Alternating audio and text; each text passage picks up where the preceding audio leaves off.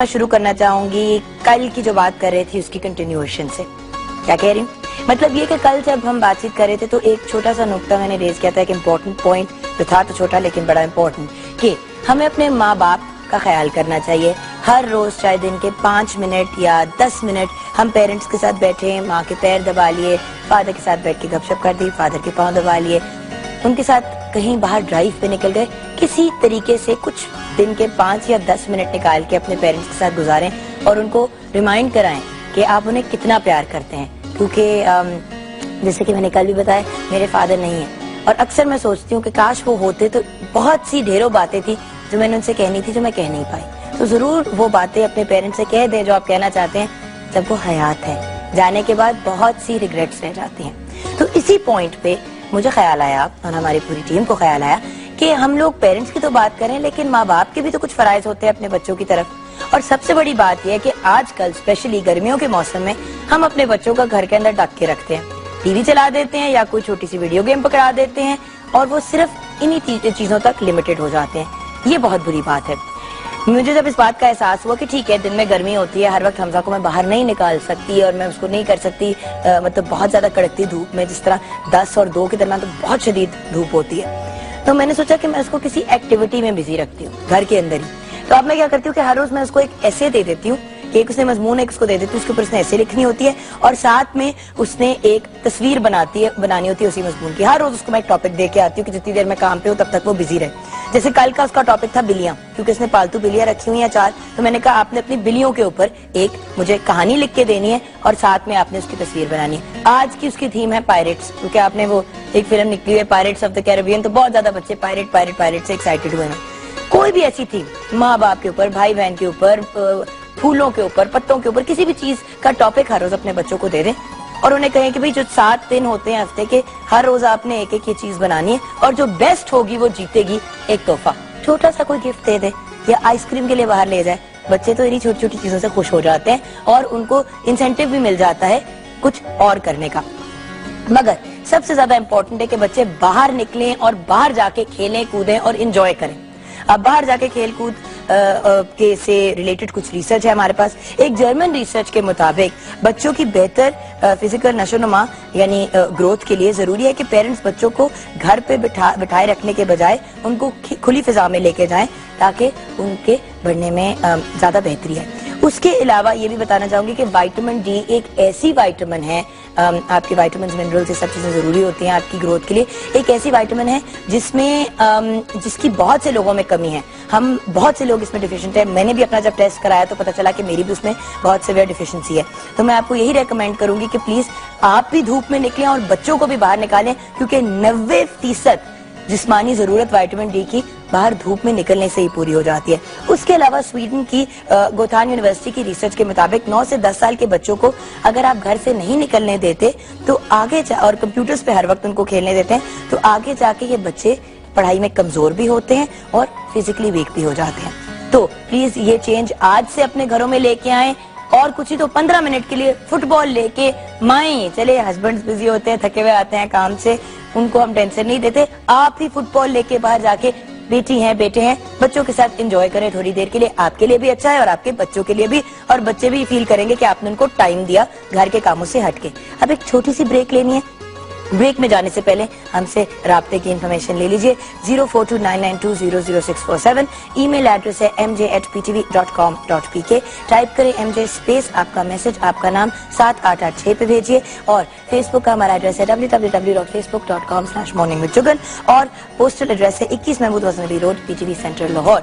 Break में जाने से पहले ये जरूर कहूंगी कि जो हम फिजिकल नशोनुमा और उछल कूद की बात करें, इसी से रिलेटेड आज गपशप विद जुगन में 3 बहुत ही फिनोमिनल खवातीन है हमारे साथ जो हमारा नाम रोशन कर रही हैं पूरी दुनिया में। वो कौन है ये तो बहुत आगे जाके पता चलेगा। अभी ब्रेक लेते हैं ताकि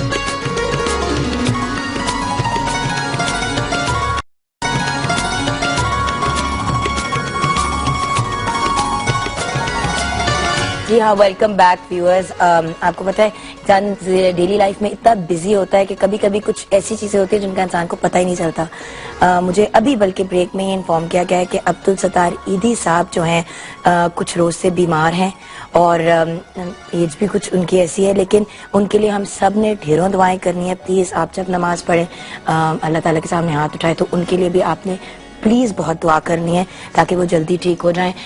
कुछ ऐसी पर्सनालिटीज होती हैं जो हमारे मुल्क के लिए माँ और बाप का कैरेक्टर अदा करती हैं और मेरे ख्याल से अब्दुल सत्तार ईदी बहुत से बच्चों के, बहुत से बड़ों के भी बाप हैं और बहुत उन्होंने लोगों के लिए किया है और जितना भी उनकी तारीफ की जाए कम है। मैं आप सबसे रिक्वेस्ट करूंगी प्लीज उनके लिए दुआ करो, अल्लाह ताला उनको सेहत दे, आमीन।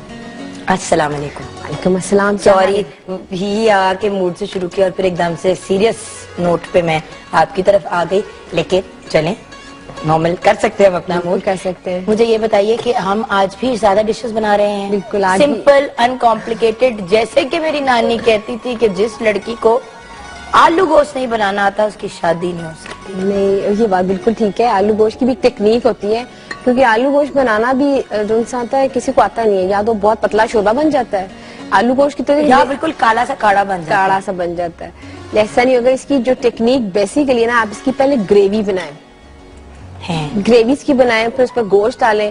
हम लोग क्या करते हैं, गोश्त के साथ ही सब चीजें के ऊपर हम रख देते हैं। मैं तो बताती हूँ वो तरीका जो कि एक सही तरीका होता है, और आप उसको मैरिनेट करके चीजें रखें और उसके बाद one by one step by step करेंगे तो आपकी चीज आपकी अच्छी बनेगी। और वही बात, आप वाली की चीज वो अच्छी बनती है जो आप दिल से बनाते हैं। उधर सारी मेरी फेवरेट चीजें बना रही है, मुझे सॉसेज दे रही है खाने के लिए। देखो नहीं, आपका तो पता ना, माशाल्लाह आप डाइट प्लान चल रहा है और दूसरा आप आज अच्छी भी बहुत लग रही है, आपका ड्रेस भी बहुत अच्छा लग रहा है, तो इसलिए जब से डाइटिंग शुरू की है पिछले 2 हफ्ते से 2 kg वजन कम हो गया है। Very good. अभी और भी कम करना है। अच्छा, अब मुझे बताइए कि सबसे पहले कौन सी रेसिपी? आलू गोश्त की। ठीक है, ठीक है। आलू गोश्त के लिए जो हमें चीजें चाहिए होंगी, आलू ले लें तकरीबन आधा किलो, गोश्त ले लें 1 किलो, सुरख मिर्चें खाने की चम्मच, प्याज 3 अदद, टमाटर 3 अदद, हरी मिर्च की पेस्ट लेंगे तकरीबन 1 खाने का चम्मच, अदरक लहसुन की पेस्ट लेंगे 1 चम्मच, नमक हस्बे जरूरत, सूखा धनिया लेंगे 1 खाने का चम्मच, इसको थोड़ा सा पीस लूंगी मैं, और जीरा भी 1 खाने का चम्मच, दही 2 टेबल स्पून। इसको जैसे कि बनाएंगे वैसे ही प्याज का ब्राउन करेंगे, अदरक लहसुन की पेस्ट डालेंगे, हरी मिर्च की पेस्ट डालेंगे, टमाटर डालेंगे, फिर हम इस पे स्पाइसेस डालेंगे, इसको अच्छी तरह से भूनेंगे जब तक इसकी तरी न ऊपर आ जाए। फिर इसमें हम गोश्त ऐड करेंगे, फिर गोश्त की भुनाई करेंगे अच्छी तरह से जब तक गोश्त गल जाएगा। फिर आलू डाल के इसको दम पे रख देंगे। आलू पहले नहीं डालेंगे वरना आलू गल जाएंगे सारे, और वो अच्छी चीज, और वो या पतला फिर पानी डालते जाएंगे, वो रहेगा फलूदा सा बन जाएगा। वो अच्छा, आलू आप किस साइज के रखेंगी?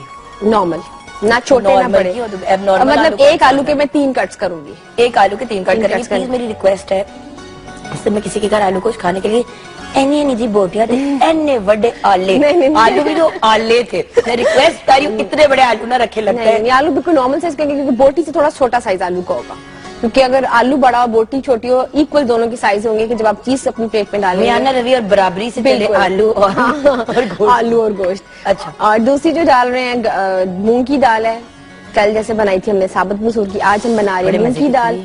अच्छी थी, थैंक यू। मूंग की दाल लेंगे, इसको मैंने रख दिया ऊपर। अगर आपको लगे कि मूंग की दाल आपने, क्योंकि मूंग की दाल थोड़ा टाइम ज्यादा लेती है, तो अगर आपने बनाना है तो आधा घंटा पहले इसको भिगो दें, तो ये थोड़ी सी ना इसकी सौगी सी हो जाएगी, और जब इसको बॉईल करेंगे तो जल्दी बन जाएगी। अच्छा, शुरू इंग्रेडिएंट शुरू से लेके चले ना। ठीक है। मूंग की दाल के लिए, हाँ। ठीक है, मूंग की दाल लिए मैंने तकरीबन आधा किलो, उसमें डालूंगी मैं यखनी डालूंगी 2 कप, और साथ में डालूंगी पानी 4 कप। इसको मैंने बॉईल करने रख दी है, अब ये उबलती रहेगी। हल्का सा नमक, हल्की सी हल्दी और हल्की सी मिर्च डाल के इसको हम चढ़ा दिए, और जब ये अच्छी तरह से गल जाएगी उसके बाद इसका हम तड़का लगाएंगे साबुत सुरख मिर्च के साथ और साथ में जीरे के साथ, और आप जब इसको खाएंगे बहुत टेस्टी बनेगी। इसमें हम क्या करते हैं कि घर में आमतौर पे कि दाल में नमक मिर्च और प्याज टमाटर डाल के चढ़ा देते हैं, वो दाल का भी कुछ का कुछ ही बन जाता है, वो टेस्ट नहीं आता। तो दाल के लिए सिर्फ मैं रिकमेंड करती हूँ कि पहले आप दाल ऊपर चढ़ाएं ताकि दाल अच्छी तरह बॉइल हो जाए। लड़की ने शिकायत की है कि दाल का टेस्ट दाल का रहना चाहिए। अब किसी को नहीं खाना दाल तो मतलब नहीं, मतलब आप उसमें मुर्ग मुसल्लम का मजा आप जैसे मूंग की दाल में गोश्त भी डाल सकते हैं, आप अलग से गोश्त भून के इसमें ऐड कर दें, बहुत अच्छा इसका टेस्ट आएगा।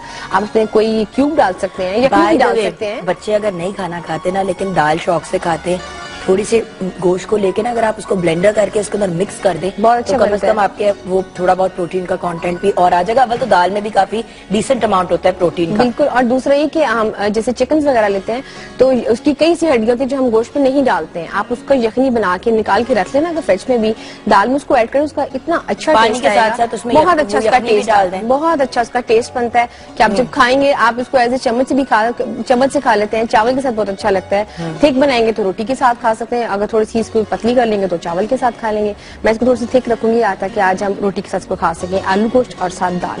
आलू गोश्त और दाल सादा खराब। अगर कुड़ी नो आलू गोश्त नहीं बनाना आंदा तो कुड़ी की शादी नहीं हो सकती। नहीं, इंशाल्लाह ताला शादियां वो जल्दी से बनाना सीख तो ले। इसलिए- मैं मजाक कर रही हूँ, मुझे खुद नहीं आता आलू गोश्त बनाना, मैं आपको ऑनेस्टली बता रही हूँ। और मैंने इसीलिए इनसे रिक्वेस्ट की थी कि कुछ मैं भी सीख लूं बनाना, कुछ पता नहीं होता कब बनाना सही पड़ बात जाए। है, नहीं आना कल को चाहिए। आलू गोश्त हमजा ऐसी की चीज बहू है। को बनाना सिखाएंगे आलू गोश्त। ये आलू गोश्त ऐसी चीज है कि वाकई किसी किसी को उसका टेस्ट अच्छा आता है, वरना किसी को बना आमतौर पर तो है वो इतना पतला शोरबा और दो बीच में मुर्गियां बड़ी होती हैं मुर्गियां बड़ी होती हैं। आलू गोश्त में मतलब लोग चिकन भी डाल दे, आलू चिकन, तो वो अजीब सा टेस्ट बने। आलू का मजा तो गोश्त मुझे के साथ ही शदीद आता है। गिला है आलू चिकन से।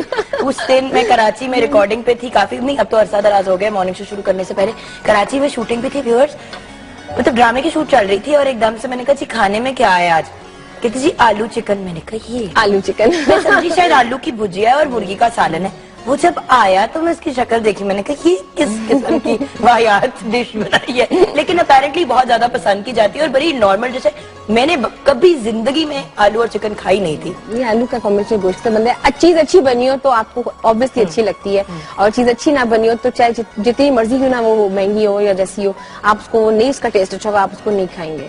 लेकिन चीज अगर अच्छी बनाई होगी तो मेरा ख्याल है कि जैसी भी हो आप उसको खा जरूर लेते हैं।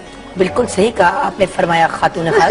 अब आप अपनी हंडिया की तरफ आई, दोनों हंडियों की तरफ आइए और हम जरा सी एक और सीरियस सी बात करनी है कि आज पाकिस्तान के प्राइड ऑफ परफॉर्मेंस और सितारे इम्तियाज विनर पोइट अफसाना निगार अहमद नदीम कासमी साहब की 6ठी डेथ एनिवर्सरी है। उनके हवाले से एक पैकेज देखना चाहेंगे और प्लीज उनके लिए भी दुआ कीजिएगा। जिसे फरिश्तों ने खुल्द से रब्बे खुल्द के हुक्म से निकाला, वो खुल्द ज्यादा जमीन पे तखलीकी खुल्द से कैसे बाजा। अहमद नदीम कासमी बैनुल अक़वामी शोहरत याफ्ता शायर, अदीब, नक्काद और सहाफ़ी अहमद नदीम कासमी को हमसे बिछड़े आज 6 बरस बीत गए हैं। वक्त ने जहन में धुंधला दिए तेरे खदो खाल, यूं तो मैं टूटते तारों का धुआं तक देखूं, और दिल गया था तो ये आंखें भी कोई ले जाता, दिल गया था तो ये आंखें भी कोई ले जाता, मैं फकत एक ही तस्वीर कहां तक देखूं। उर्दू अदब के लिए खिदमात पर सदारती तमग़े हुस्न कारकर्दगी और सितारे इम्तियाज के एजाज़ात हासिल करने वाले अहमद नदीम कासमी 20 नवंबर 1916 को पंजाब के खूबसूरत जिला खुशाब में पैदा हुए। न वो सिन है फुर्सत इश्क का, न वो दिन है कश्फे जमाल के, मगर अब भी दिल को जवां रखे हैं कोई शोभ दे खदो खाल। उनका असल नाम अहमद शाह, जबकि नदीम उनका तखल्लुस था। पंजाब यूनिवर्सिटी से ग्रेजुएशन के बाद सरकारी महकमे में क्लर्क की मुलाजमत इख्तियार की, ताहम कुछ ही अरसे बाद सहाफत का पेशा इख्तियार कर लिया। अदब की हर सिन्फ में तबाज़माई की, लेकिन उन्होंने शायरी और अफसानों के हवाले से मुल्क गिर शोहरत हासिल की। उनके अफसानों में घर से घर तक का माहौल भी है और इर्द गिर्द की संगीनियां भी। ये हिकायत है कोई और न कोई अफसाना, संगबारों पे तेरा अब्र दुआ बरसाना, तूने उस कौम को भी हिकमत व हशमत बख्शी, तूने उस कौम को भी हिकमत व हशमत बख्शी, जिसका दिल सर्द था और ज़हन फकत वीराना। कासमी साहब ने अपनी तख्लीकात से 3 नस्लों को मुतासिर किया, सहाफत में भी मुनफरिद मकाम हासिल किया और पूरी तख्लीकी तवानाई के साथ बेमिसल और जिंदा शेर कहे। उनके शेरी मजमुओं में शोलाए गुल, लौहे खाक, मुहीत, दश्त वफा, जलालो जमाल, रिमझिम, जबकि अफसानवी मजमुओं में चौपाल, सन्नाटा,